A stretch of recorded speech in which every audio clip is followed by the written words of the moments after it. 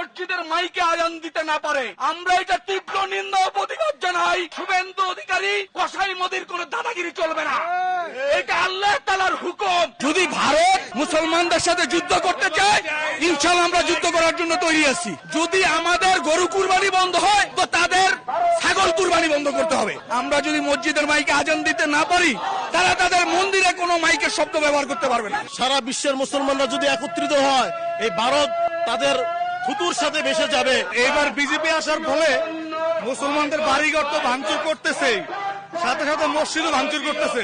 এটা আমাদের ইমানি দায়িত্ব, যেহেতু আমরা আল্লাহ রাসূল সাল্লাল্লাহু আলাইহি সাল্লামের উম্মত, আমাদের ইমানি দায়িত্ব হিসেবে আমরা একটা তীব্র প্রতিবাদ করি এবং নিন্দা জানাই।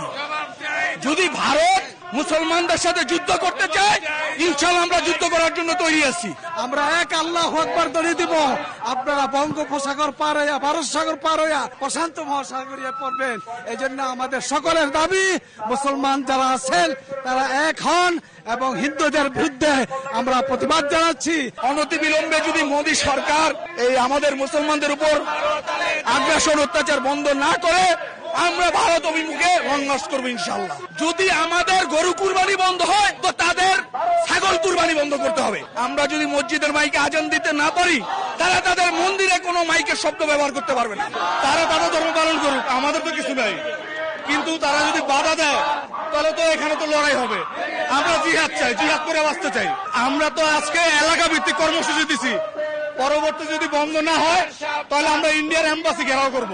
আমরা চাই অতি সত্বর ভারতে মুসলিম হত্যা বন্ধ করতে হবে, মুসলমানদের উপর এই নির্যাতন বন্ধ করতে হবে। সারা বিশ্বের মুসলমানরা যদি একত্রিত হয়, এই ভারত তাদের থুতুর সাথে ভেসে যাবে। শুভেন্দু অধিকারী নামে কুলাঙ্গারের কাছে আবেদন করেছে মুসলমান যেন মসজিদের মাইকে আজান দিতে না পারে, আমরা এটা তীব্র নিন্দা ও প্রতিবাদ জানাই। মুসলমান মসজিদের মাইকে আজান দিবে এবং 5 ওয়াক্ত নামাজ মসজিদে গিয়ে পড়বে ইনশাআল্লাহ।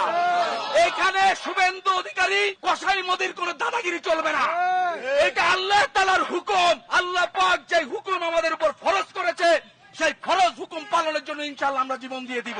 ভারতে আমাদের মুসলমান ভাইদের উপর যেইভাবে নির্মম অত্যাচার চালানো হচ্ছে, মসজিদ ভাঙচুর করা হচ্ছে, এটার প্রতিবাদী বিক্ষোভ মিছিল করার জন্য আমরা বের হতে পেরেছি।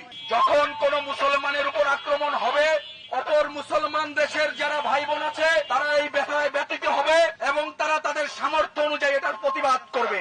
আপনারা যদি অন্ধ হয়ে যান, বধির হয়ে যান, আপনারা যদি জানোয়ার হয়ে যান, তবে দুনিয়াতে আপনাদের জন্য অবশ্যই আল্লাহ তাআলা গজব নাযিল করবেন। আমরা চাই দুনিয়াতে শান্তিতে অবস্থান করে দুনিয়াতে ইসলাম প্রচার আর প্রসার অব্যাহত থাকবে। মৃত্যুর সময় কলমা পরে পরে যেন আমরা জান্নাতে যাইতে পারি।